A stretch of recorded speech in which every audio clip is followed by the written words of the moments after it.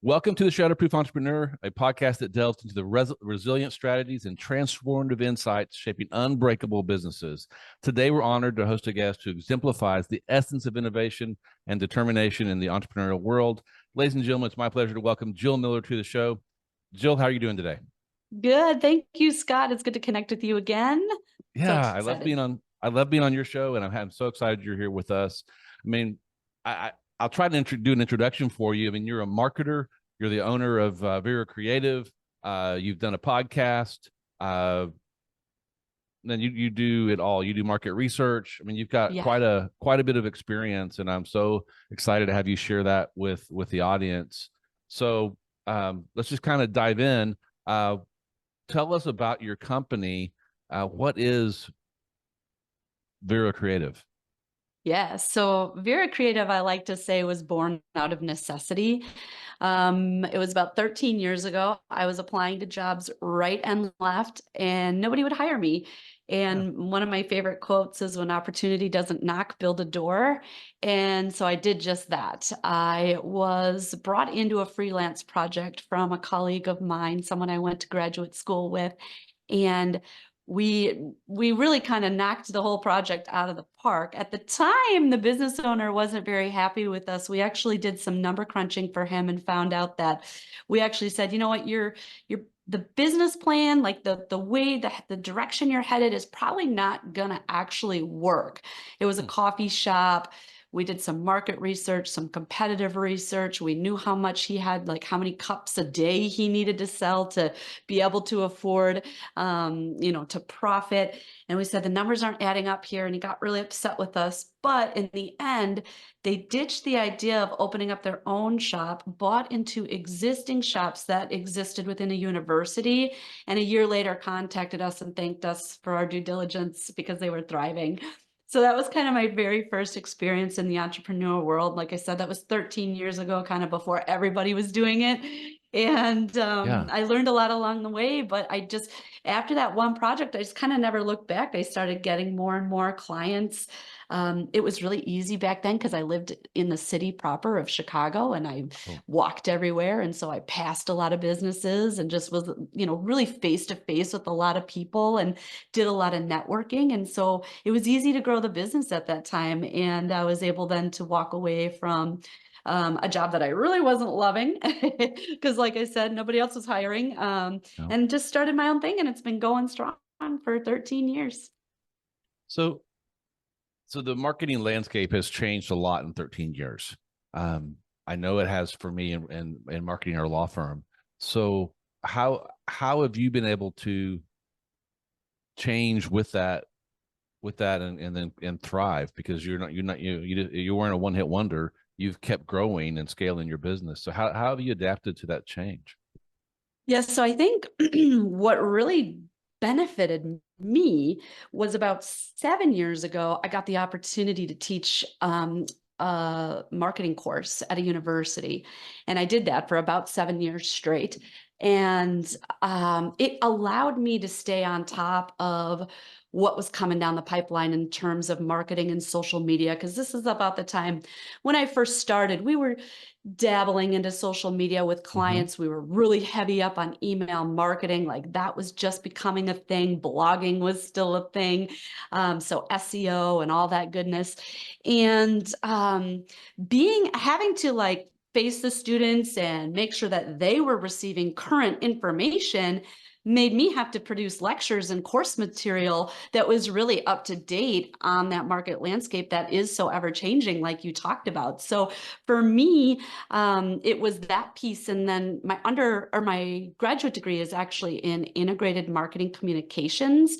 And it's a master's of science, and it's very heavy up in market research. I had a ton of market research classes, so I feel like I'm very comfortable with the research piece. And so as things evolve in the marketing landscape, I just keep researching and then creating strategies that support the research, and then creative execution ideas that then achieve that strategy and that goal. So I think being in that education field really helped me a lot. And then the other side of it is I never really will, you won't convince me traditional marketing is dead. I see it work Agreed.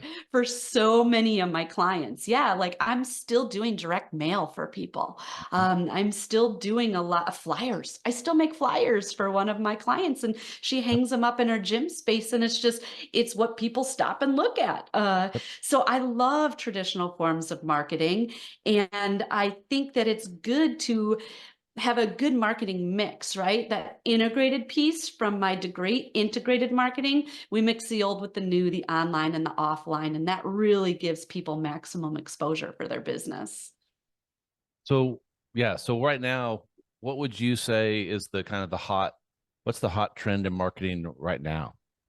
I definitely think it's these lead magnets, right? It's offering something of high value for customers, capturing their data, and then getting them into some type of funnel or sequencing where there's constant outreach, communication, touch points, more value added. And you're obviously trying to lead them to the big end sale or book a call, whatever that CTA is. Yeah.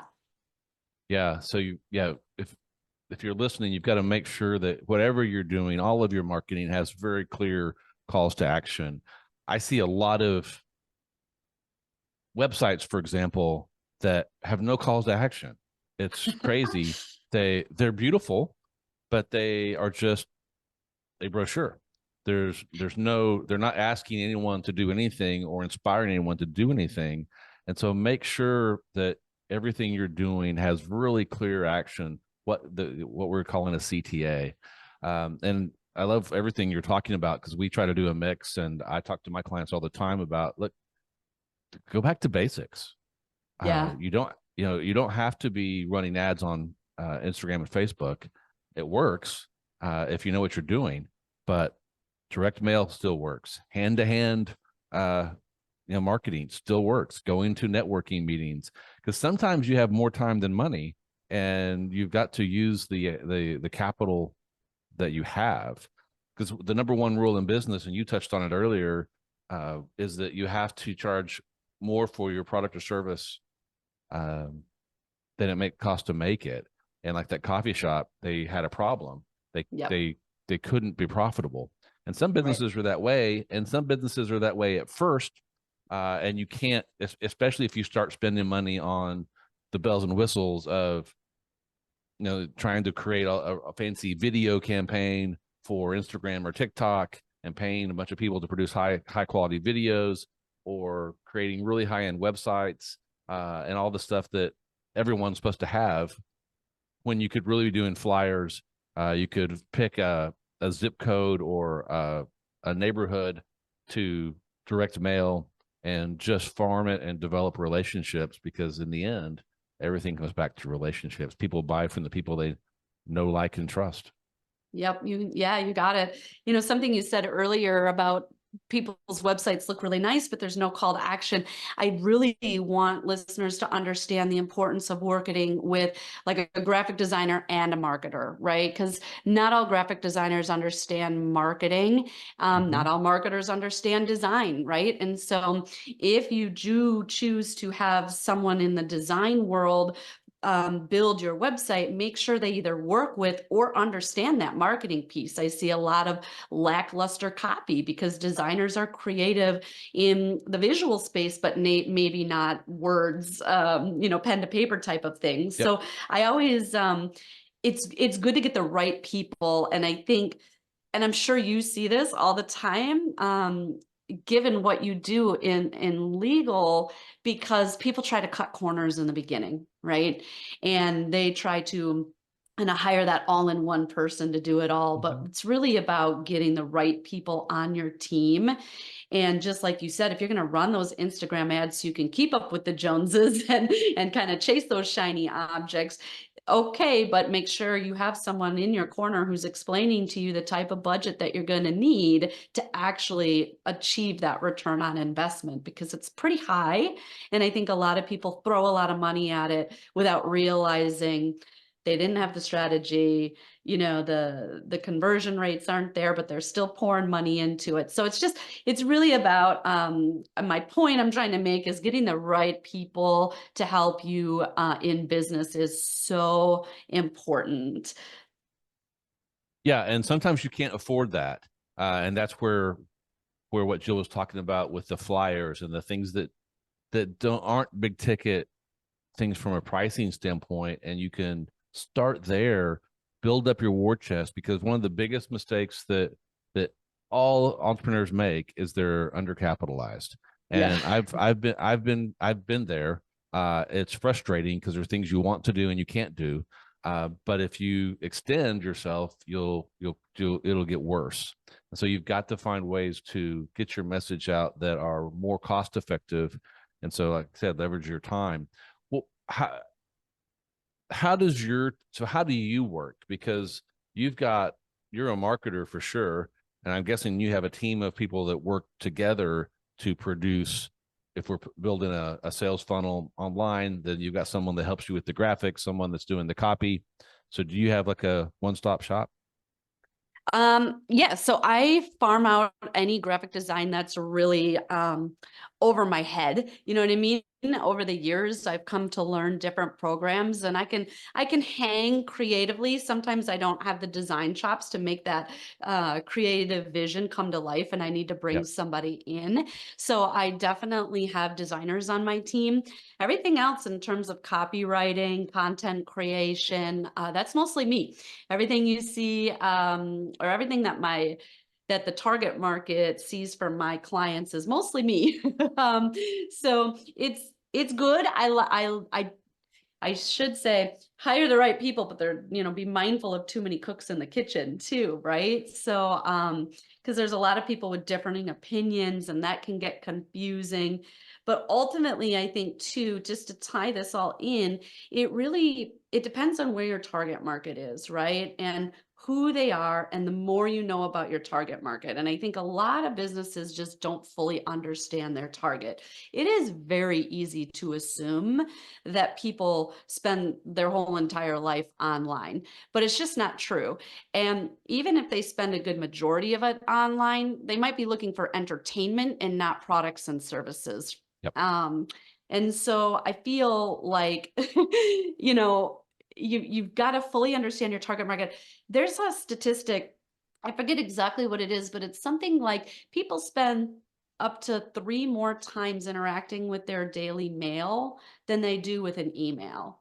Huh. So it just kind of goes to show, these traditional forms of marketing, they're not dead. The online is so extremely important. Your website gives you that place to be like longer winded, right? You're not going to write your whole entire bio and history of your company on a direct mail piece.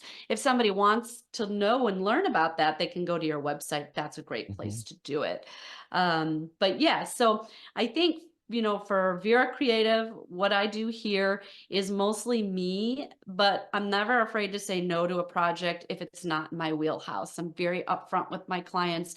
If they want search engine optimization, I got to give you to somebody else that, I've partnered with or that I know that's great at that. If you want public relations, don't come to me. I don't have those contacts in the media, and I don't really enjoy spinning stories. So, Yeah. and then the same with design. Like a lot of times that's something that I just had you'll appreciate this story. I just had a woman who needed help with a logo. And the reason she needed help with it is because she found out that the logo she paid a company to design for her had been trademarked.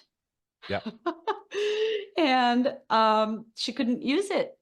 And she was the logo was so nuanced, right? Everything, it had a dog in it, and the way the dog's head was shaped, and the angle that the dog's knee was bent at, and the amount of fur and scruff, and oh my goodness, she was what somebody might call picky, but it was like she knew exactly what she wanted.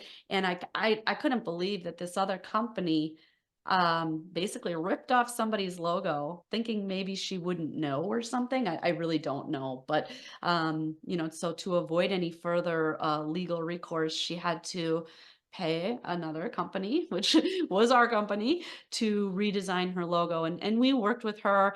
And of course, she was so in love and so attached to that original Yeah. logo. And it was very hard to say, okay, but this is infringement on this other copyright. So we really need to go in this other direction. But in the end, she actually just left me a Google review and says she loves, all caps, her There logo. you go. So I said, you know what, that makes my day, because I know how in love you were with that original logo. But yeah, so like I said, important to get the right people on the job. Hey there, it's Scott Reib, cutting in for a quick moment. If you're enjoying the podcast and finding value in our discussions, you're going to love the Access Plan. It's designed for entrepreneurs like you, offering unlimited legal advice without the worry of high hourly fees. With the Access Plan, you can get the legal support you need at a flat monthly rate so you can focus on growing your business with confidence. Head over to reiblaw.com/access to learn more and join Access now and get busy shatterproofing your business. Now let's get back to our amazing guest. Super important. And then you talked about legal protection, and with logos, you can protect it two ways because it's artwork. So you can get a copyright on it, and that's important. And then if it's a representation of your brand, then you can apply at the trademark office for a trademark. And so when you're going through that process, you need to add one more person to your team, and that's a lawyer that's skilled in trademark law that can do some searching for you. I mean, even with your brand name, to make sure that your name is not something that someone's already taken or something confusingly similar to it in your industry.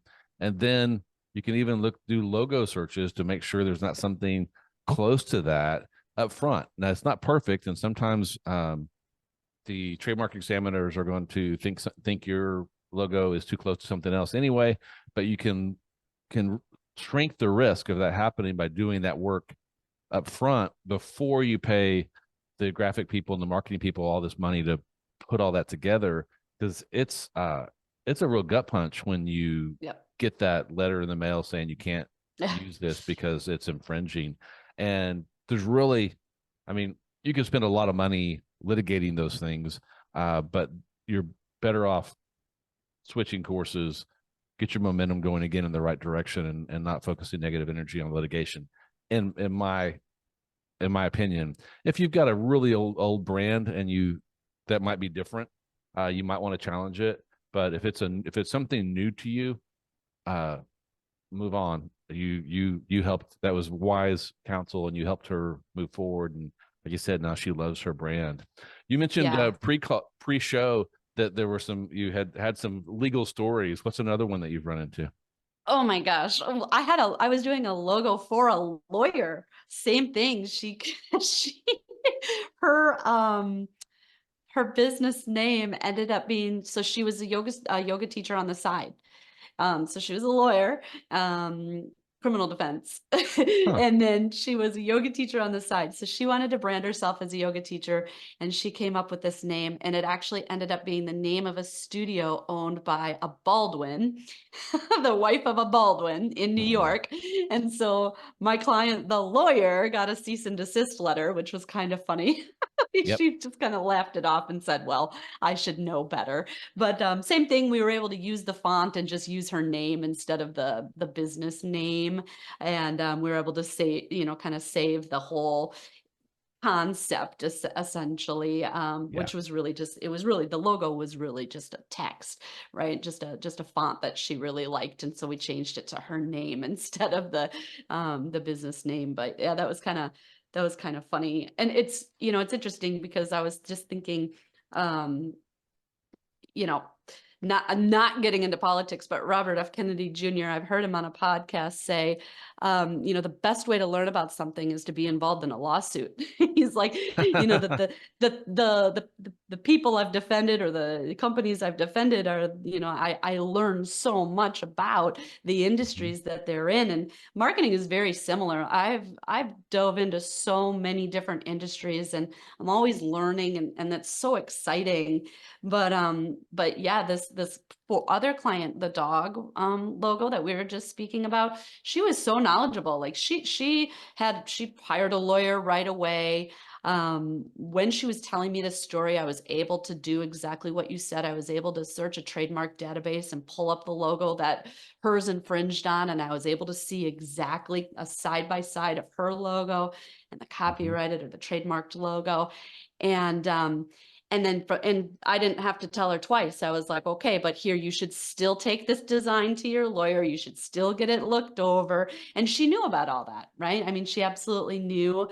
And she was very well versed, and I appreciated the client for that, right? Live and learn, but you gotta learn the first time. Yeah. Yeah. If you don't learn from it, yeah, then it's just a waste. Since you brought up the Robert Kennedy Jr., and let's tie it back into marketing.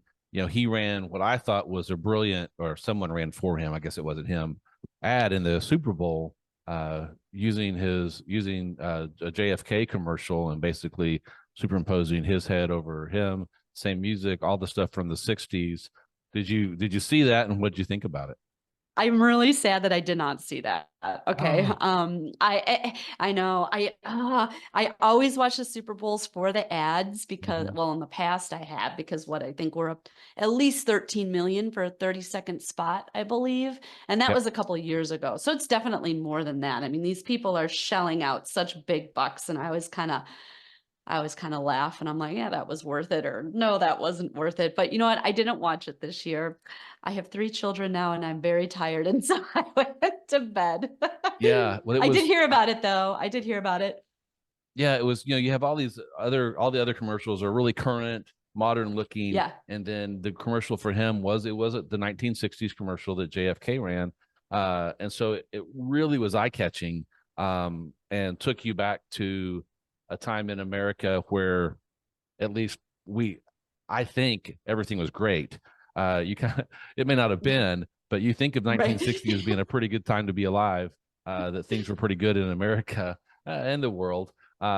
And it kind of just took you back there, and it gave just with a feel of it. And I just thought it was a really cool idea. I haven't figured out whose idea it was, but I thought it was a very clever idea in the middle of a very modern presentation to have this kickback. And so as you're marketing, be thinking about that kind of stuff of how can your message stand out. And sometimes you can go old school with what you're doing, still using some new concepts, and like I said, that call to action and that kind of stuff, but it will really be eye-catching when it looks different than the rest. Because if you're doing everything like everyone else is doing it, Yeah. then you're not going to stand out. And I know I run into that because we do a lot of stuff on social media, and I do want to know what's working, for sure. And we'll do some of that. But if you copy, I follow Alex Hormozy. If I follow everything Alex does and look just like Alex, then I won't stand out. So I can't do that. And so you've got to kind of take some things that you see that are working out there, but you've got to make them your own to stand out. Otherwise, you'll just get lost in the sea. So that would just be my take on that. I'll add to that because person.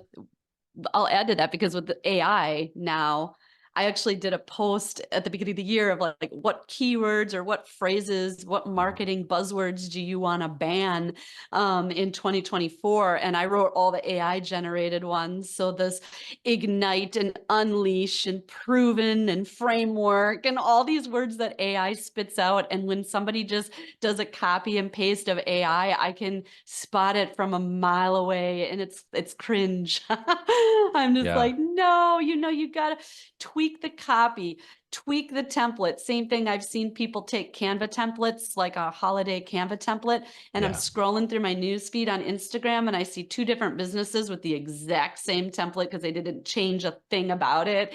And it's just like, oh, you gotta personalize it, and you've gotta not just personalize it to your brand, but again, going back to your target market, right? That ad stood out to you in the Super Bowl because you probably can remember that time, right? Or coming off of that time. Like I was born in the 80s. So I don't know of that time, right? But I can imagine that time. And I think the 80s were probably a lot better than right now.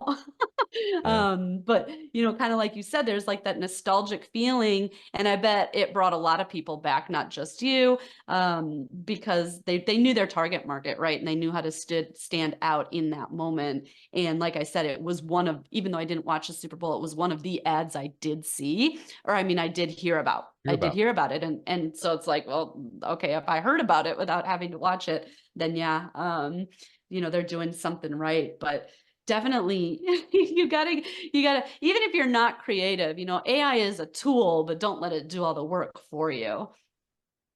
Yeah, it's hard to avoid AI now. It's everywhere, and if you don't know how to use it, you're going to get left behind, for sure. Tell me what's coming up for Jill Miller. What's the future? The future is I am hoping to bring on a few more clients and really just maximize my time working for the few. I've had a couple clients now that I've been with for years, 7, 8 years. And so things are pretty consistent and a lot of automation and going on behind the scenes for them. And so that frees me up to take on a little bit more bigger clients. I like to branch out. Like I said, I already have a real estate agent that I do marketing for. So do I really want another real estate agent? No, I've been writing real estate blogs and, SEO rich content for a real estate agent for 7 years. I don't want to add another one to my plate because I creatively get tapped, right? Yeah. So while some people are like, I'm the real estate marketer, I'm like, nope, I want to branch out. I want to explore. I want to learn about different industries. It helps. I think it makes me a more rounded marketer, a more rounded person in general, just to know about different things. So I'm on the hunt. I'm on the hunt for clients that are exciting. And that's what's great about being an entrepreneur. You don't have to work with people you don't believe in, or brands that don't resonate with you or live up to your standards or morals. So it's great that I can kind of pick and choose who I work with. And I'm on the hunt for like that next client that I can really help grow and get to the next level. Like I said, using that mix of the old and the new. And I just try and, sit here and remind people, and in the sea of digital marketing, that there are still traditional forms of media that work. Love it. So if the listeners want to learn more about you or connect with you, where should they go? Yeah, they can go to viracreative.com. It's VIRA creative.com and fill out the contact form, because anybody listening today, if you want me to do a brand assessment for you, I will definitely do a brand assessment. It's a little bit like a SWOT analysis where we look at your strengths, weaknesses, opportunities, and threats. And what I'm going to do is I'm going to identify those for you and then talk about how you can turn your weaknesses into strengths, how you can turn your threats into opportunities. And that's what I think is really is key. And I don't just talk about it, but I'll literally give you tangible ideas and execution for how to do it. Wow, Jill, thank you. That's a great offer. Ladies and gentlemen, take her up on that offer. That's a huge value to you. So go to viracreative.com, fill out the contact form, get that assessment so that you can plow into that as we move into this year and really change the direction of your marketing. Jill, thank you so much for coming on the show. As we close out our time together, I want to offer you a blessing. May you be blessed in all your endeavors. May you be prosperous in every aspect of life. May your path be enlightened with wisdom, health, and fulfillment. May your work not only achieve success, but create an unbreakable business legacy. Ladies and gentlemen, if you've enjoyed the show and found value in the conversation, please like and subscribe. We'll see you next week on the Shatterproof Entrepreneur. Until then, stay Shatterproof.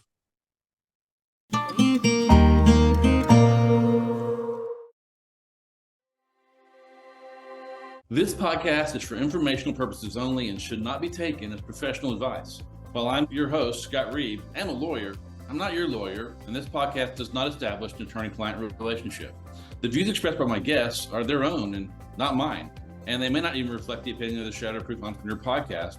So we strive to provide valuable and accurate content, but we make no representations as to the accuracy, completeness, or suitability of any information to your particular situation, and won't be liable for any errors or omissions for the application of them. Always consult a professional or in the respective area that we've discussed before making any personal or business decisions.